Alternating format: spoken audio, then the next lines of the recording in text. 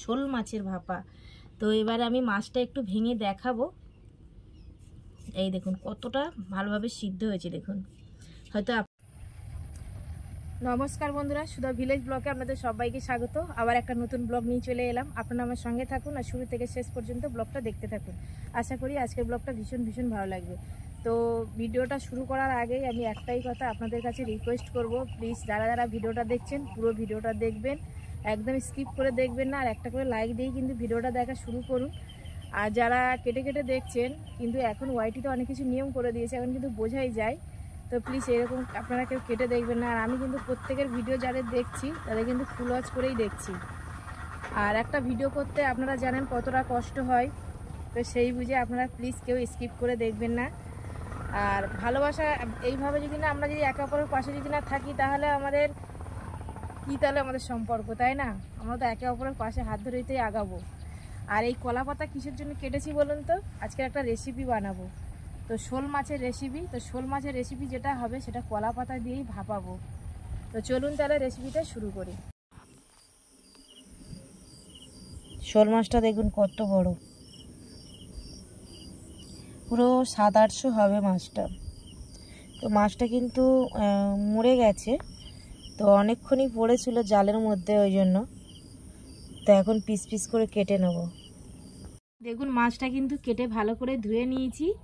আর মাছটা একদম কিন্তু টাটকাই ছিল, মরে গেলেও কিন্তু মাছটা একদম টাটকাই ছিল। তো কাটাটা দেখাতে পারিনি আপনাদের, তো কেটে নিয়েই কিন্তু আপনাদের দেখাচ্ছি। আর মাথাটা কিন্তু কেটে বাদ দিয়ে দিয়েছি, যেহেতু শোল মাছের মাথা আমাদের কেউ খায় না বাড়িতে। আর পিসগুলো দেখুন কত বড় বড়, আর রিং পিস করেছে, আর একদম মোটা মোটা মানে পিসগুলো করেছি।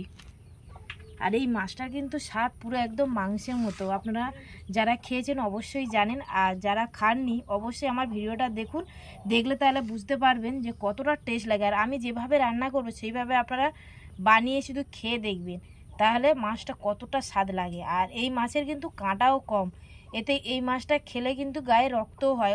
অনেক সময় ডাক্তাররা কিন্তু বলে শোল মাছ খেতে। তো শোল মাছ কিন্তু বাজারে অনেক সময় পাওয়া যায় না, যেহেতু আমাদের গ্রামের দিকে।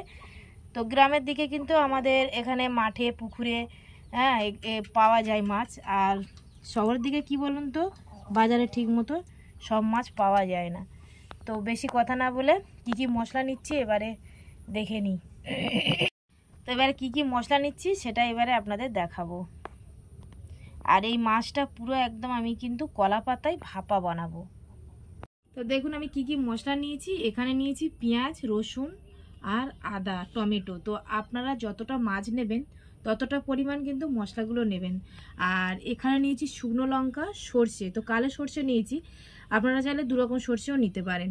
তো হাতের কাছে সাদা সর্ষে আমার ছিল না, ওই জন্য কালো সর্ষেটাই নিয়েছি। আর এখানে লবণ নিয়েছি, হলুদ, লঙ্কার গুঁড়ো, গোটা ধনে, গোটা জিরে, আর এখানে নিয়েছি গরম মশলা।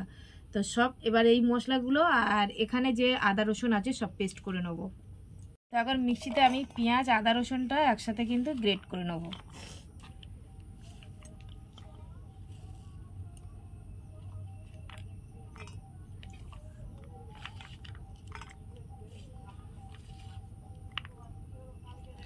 আর এই রেসিপিতে একটু ঝাল কিন্তু হবে, একটু ঝালটা আপনারা বেশি করে দেবেন, তাহলে ভালো লাগবে। তো এই যে আমি কিন্তু পেঁয়াজ, আদা, রসুনটা পেস্ট করে নিয়েছি। এবারে গোটা জিরে, ধনে এগুলো কিন্তু সর্ষে একসাথে পেস্ট করব। তো এই যে সব একসঙ্গে এগুলো কিন্তু দিয়ে দিচ্ছি। এবারে পেস্ট করে নেব। তো এই যে মশলাটা কিন্তু সব বাটা হয়ে গেছে, এবারে উনানের কাছে চলে যাব। তো কড়াতে আমি কিন্তু এই যে ছোটো বাটির 1 বাটি মতো জল দিয়ে দিলাম, দিয়ে এবার এই যে কলা পাতাটা দিয়ে দিচ্ছি। জল পড়ছে কোত্থেকে। এরকম সুন্দর করে কিন্তু পাতা দিয়ে সাজিয়ে নিতে হবে। আর যেটা নিচে যে জলটা দিলাম ওই জলেই কিন্তু ভাপে হবে যেহেতু, আর আমি এক্সট্রা কিন্তু জল দেবো না। এবার আমি মাছগুলো দেব, এতেই কিন্তু সব মশলা মাখাবো।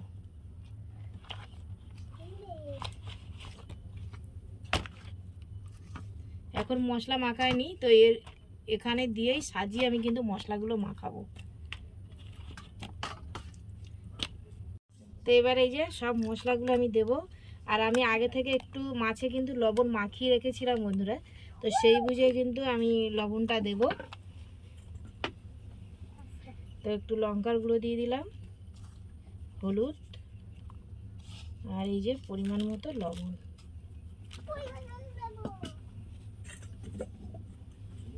আর এই যে মশলাটা দিয়ে দিলাম, গোটা জিরে, ধনে, সর্ষে।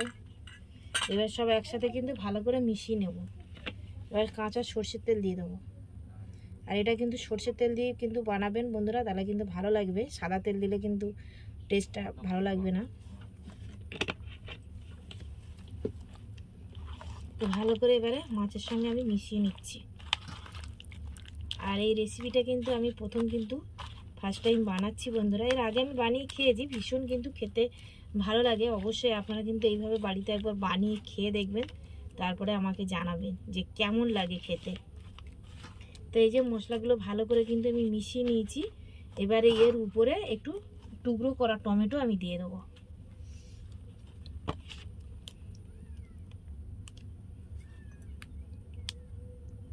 ব্যাস, দিয়ে দিলাম। গরম মশলাটা এখন দেবো না, যখন হয়ে যাবে তখন উপর থেকে আমি গরম মশলাটা দেবো।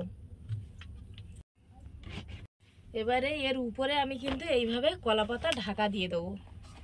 দিয়ে একটা ভারী ঢাকনা আমি চাপা দিয়ে দেবো। আমি একটা বাসন ঢাকা দিয়ে দিচ্ছি। এইভাবে কিন্তু একটা ভারী জিনিস একদম ঢাকা দিয়ে দেবো, মানে এর উপরে চাপিয়ে দেবো একটা ভারী জিনিস। তো দেখুন আমি উনানে কিন্তু বসিয়ে দিয়েছি, আর আমাদের নোড়াটাও কিন্তু চাপিয়ে দিয়েছি। ভারী জিনিস দিতে হবে বললাম, যেহেতু ওর ভাবটা যাতে না বেরোয় বাইরে। তো এইভাবেই কিন্তু জাস্ট 5 মিনিট কিন্তু আমি ফোটাবো, বেশি ফোটাবো না।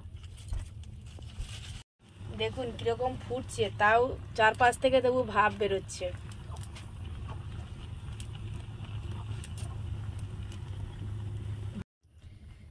এই যে গরম মশলাটা বেটে নিচ্ছি।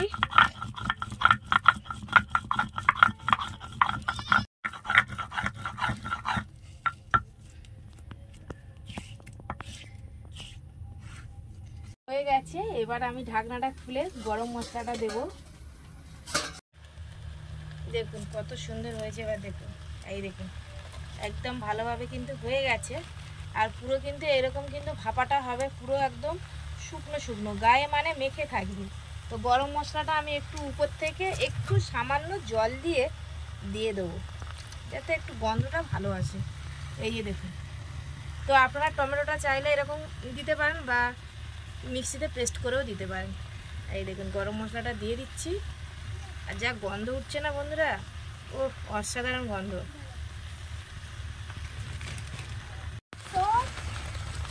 আর এই যে দেখুন টমেটোটা কিন্তু একদম সিদ্ধ হয়ে গেছে, পুরো একদম নরম হয়ে গেছে। আর মাছটাও কিন্তু ভালোভাবে সিদ্ধ হয়েছে বন্ধুরা। পুরো তেল মশলা দিয়ে আপনারা কিন্তু অনেকে কিন্তু ভালো করে মাছ ভেজে বানান, আর আজকের কিন্তু আমি ভাপা বানিয়েছি। পুরো তেল কিন্তু বেশিও দিইনি, কম দিয়েছি। এবারে একটু আমি সর্ষের তেল দিয়ে নামিয়ে নেবো, উপর থেকে ছড়িয়ে দেবো একটু সর্ষের তেল। তো একদম কিন্তু হয়ে গেছে, এবার আমি নামিয়ে নেব। তো আপনারা দেখলেন আমি কিন্তু খুব সহজভাবেই কিন্তু বানালাম। তো কড়াইতে আমি যে জলটা দিয়েছিলাম সেই জলেই কিন্তু হয়েছে, আর বাড়তি জল কিন্তু আমার দিতে লাগেনি। আর কত সুন্দর হয়েছে দেখুন। এই যে মাছটাও কিন্তু ভালোভাবে সিদ্ধ হয়েছে। তো খাবো যখন তখন আপনাদের নিশ্চয়ই দেখাবো ভেঙে। তো এখন আমি নামিয়ে নেব। এই যে দেখুন নামিয়ে নিলাম। কড়াটা একটু নিচের দিকে কিন্তু লেগেই গেছে। এই দেখুন কত সুন্দর হয়েছে, ওয়াও জাস্ট অসাধারণ। এবারে গরম গরম ভাতের সাথে না বন্ধুরা জমে যাবে খাওয়াটা। তো এই যে দেখুন গরম গরম ভাতের সঙ্গে কিন্তু আমি কিন্তু সাজিয়ে নিয়েছি মাছের, একদম গরম গরম মাছের কিন্তু ভাপাটা, শোল মাছের ভাপা। তো এবারে আমি মাছটা একটু ভেঙে দেখাবো। এই দেখুন কতটা ভালোভাবে সিদ্ধ হয়েছে। দেখুন হয়তো আপনারা ভাববেন যে এই মাছটা ভেজে না রান্না করলে ভালো লাগে না, কিন্তু না বন্ধুরা, আপনারা কিন্তু একবার এইভাবে বানিয়ে খেয়ে দেখুন, তারপরে আমাকে বলবেন কমেন্টে যে কেমন হয়েছে, ঠিক আছে? আর দারুণ লাগবে, দারুণ। অনেক সময় তো আপনারা অনেক তেল মশলা দিয়ে খান, এইভাবে একবার বানিয়ে খেয়ে দেখুন না, জাস্ট জমে যাবে। এই দেখুন গরম গরম ভাতের সাথে এইভাবে একটু খেয়ে দেখুন। আমি খেয়ে দেখবো কেমন হয়েছে টেস্টটা। তো বন্ধুরা দারুণ হয়েছে, অপূর্ব টেস্ট, সত্যি বলছি অপূর্ব। তো ফার্স্ট টাইম কিন্তু এটা কিন্তু আপনাদের সাথে আমি শেয়ার করলাম। এর আগে কিন্তু আমি বাড়িতে বানিয়ে খেয়েছি, আমি কিন্তু আগেই বলেছি রান্না করার সময়। তো আর বেশি বড় করছি না, ব্লগটা এখানেই শেষ করছি। যদি ভিডিওটি ভালো লাগে সাবস্ক্রাইব, লাইক, কমেন্ট, শেয়ার করবেন আর আমার পাশে থেকে আমাকে সাপোর্ট করবেন। যারা আমার ফেসবুক পেজে ভিডিওটা দেখছেন পেজটিকে ফলো করবেন। আর সবাই ভালো থাকবেন, সুস্থ থাকবেন, টাটা। আর বেশি বেশি করে শেয়ার করুন। আবার নতুন একটা ভিডিওতে দেখা হচ্ছে, ততক্ষণে ভালো থাকবেন।